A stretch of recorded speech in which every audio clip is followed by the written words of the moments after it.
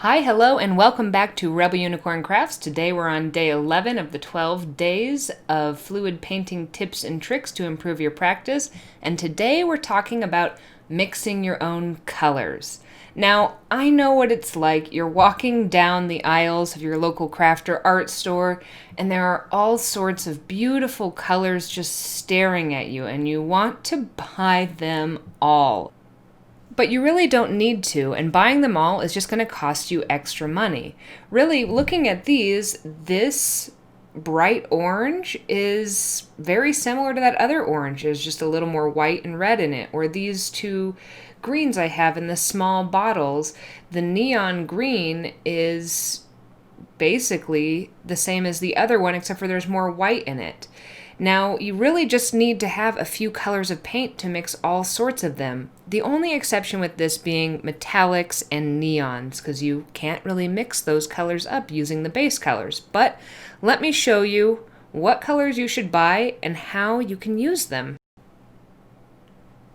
So no matter the paint brand you decide you like using, the main colors that you need are going to be a yellow, a blue, the darker the better, a red, and then a white and a black. And you can make almost every color from these 5 colors. So instead of having 10, 15, 20 bottles of paint, you only have 5, but they can make hundreds of colors.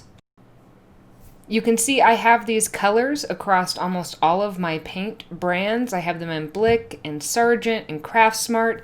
I have them in almost all of my different paints. Now, I do have a few other colors, and there are different blues to achieve different things, but I recommend starting just with these 5 so that you can get to know colors better and learn how to work with them so that you know maybe what additional colors might help you mix even better colors for what you like. There is so much to know about color theory, and mixing, but let's do a quick crash course. So this is a color wheel. Now, most people know, but red, yellow, and blue are the primary colors, meaning they in themselves are colors and they are not a combination of other colors. But mixing those primary colors in different proportions will give you all the other colors. So halfway between a yellow and a blue is a green. If you added more yellow, you'd get a yellow green. And if you added more blue, you'd get more of a teal. And then you can darken or lighten those colors to get tones and shades of those same colors. When mixing your colors, you're going to want to be cognizant of the fact that not all colors are made equal. So these 2 yellows, which are the base yellows that are made by these companies, have different kind of colorations to them. So the Craftsmart leans a tiny bit more red or yellow orange, where the Sargent Art one actually maybe is a tiny bit green, but when you're considering mixing, realize that you're going to have a tiny bit of red maybe in the Craftsmart one and a little green in the Sargent. On the other hand, when we compare red Blick versus Sargent, we're going to see that their base red is going to be different in a slightly different way. So the Sargent is maybe more of that true red, maybe a little orange, and the Blick is slightly darker with maybe some blue or purple undertones. This is going to vary based on how much pigmentation is in your colors and what range of colors that brand offers. I wasn't entirely sure what colors I actually wanted to mix up, so I grabbed my handy dandy color scheme Bible, which is actually a decorating book, but I find it really useful to use.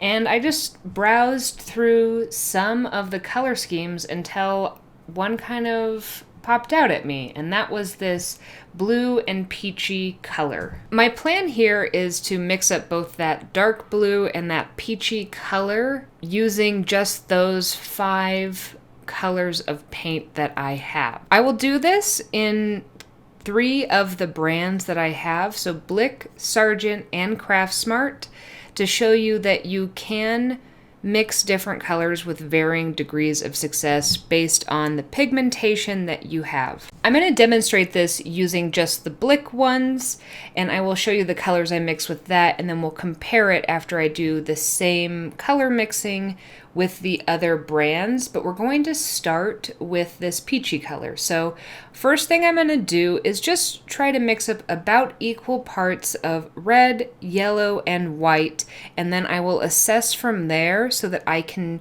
adapt and change this color. By doing that equal parts, it's still a little bit too red and it's also too dark, so I'm going to add a little more yellow and more white. I continued to add in more white as needed because my color was still too dark. I had maybe started with a little bit more pigment than I had meant to.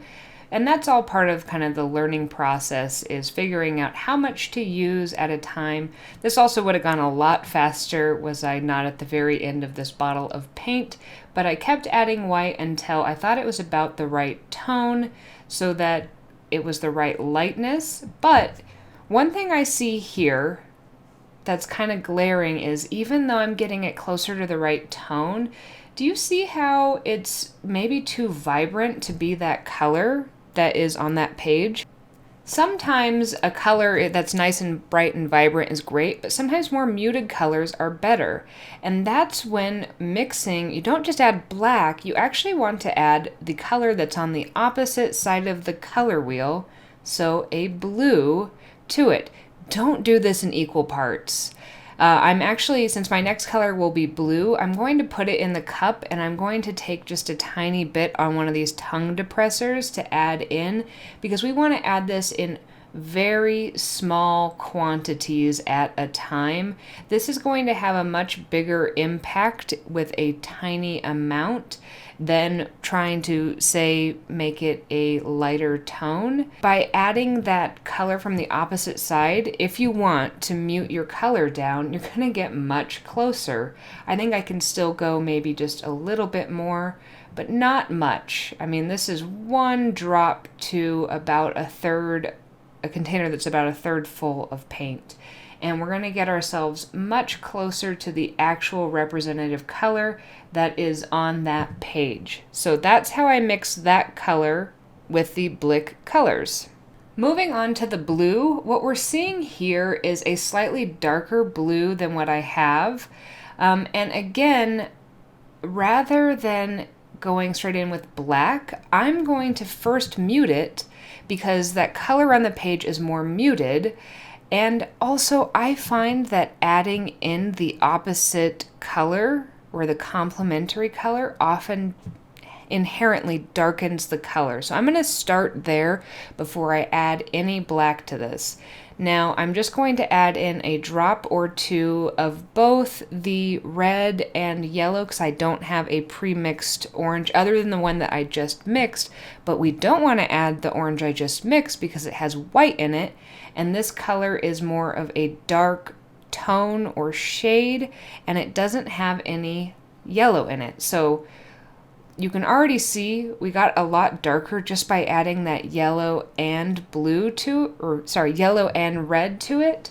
But we're going to want to kind of move back and forth, adding a little bit of red and yellow to it, or if you had an orange on hand, that would also do the same thing, as long as that orange didn't have any white undertones to it. And we're already pretty much there. So we have our blue and our kind of peachy colors mixed just using a few colors. And see how much darker that got by adding red and yellow? It kind of looks like I added black, but I didn't, so I didn't lose any of that beautiful pigmentation. For my color scheme tests, I ended up doing a peach, a blue, a lighter teal, and then just a pure white and black. So I'm going to off camera go ahead and replicate those colors in all the different paint brands, and then I will show you that and we'll discuss why they might look a little different than the other ones. My Blick colors are the ones on the left. I'm going to show you the Sargent here in the middle. You'll notice that the teal colors are pretty similar. Obviously the white and black are the same, but the orange color was a little more vibrant. And part of that was I ended up really liking the color, so I didn't want to mess with it too much more. But the blue is a little less dark, it's not quite as pigmented. Then we have on the far right Craft Smart. I got the orange color, basically the same.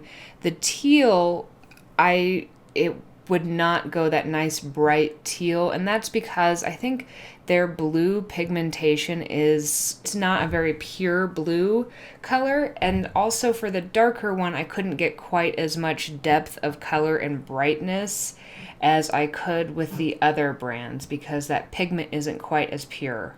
But in general, I was able to do the same thing of mixing those colors across all of those brands. We took 5 colors and we made them into many more. So rather than having to go out and buy a new color, you can just learn to mix them up. If you get really into mixing colors, you're going to want to lean more towards the artist quality or at least student grade artist acrylics for mixing paints because they're going to have more pigmentation. That's the big difference between like a craft paint and an artist grade paint is there's not as much pure pigments in the craft paint, so you're going to end up with muddier colors when you do mix them.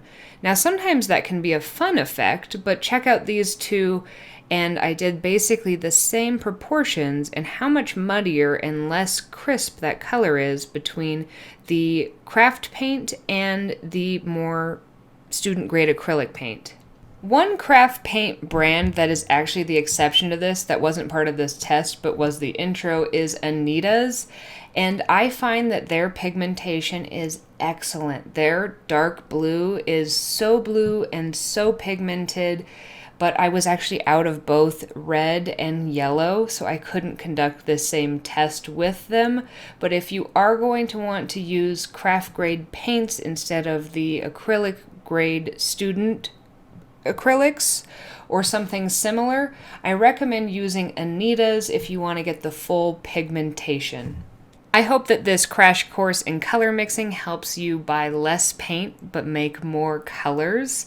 And I'd love to know in the comments below, where are you at in your color mixing? Are you still just buying pre-mixed colors, or are you only buying them when it's just especially pretty? Are you a color mixing and matching pro? Let me know in the comments below. I'd love to hear where you're at. If you'd like to see any of my other art, you can follow me on Instagram at Rebel Unicorn Crafts or at Lacey Walker Art, and I hope that you have a magically creative day.